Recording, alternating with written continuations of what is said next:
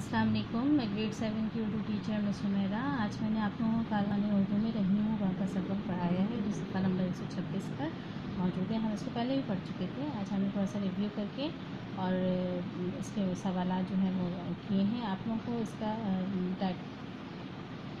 Heading डालनी है इस सबक की, ठीक है।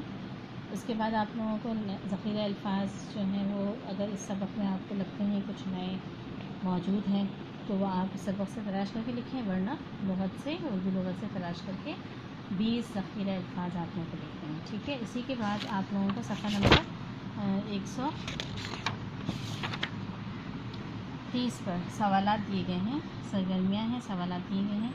4 सवाल हैं। पहला सवाल है, बच्चे रहीम बाबा को क्यों पसंद करते थे। दूसरा, रहीम बाबा ने जिस बच्चे की कहानी सुनाई वो क्या शरारती करता था, बच्चे को शरारत की क्या सज़ा मिली। और नंबर 4 है, आपने इस कहानी के मुताले से क्या सबक सीखा, ठीक है।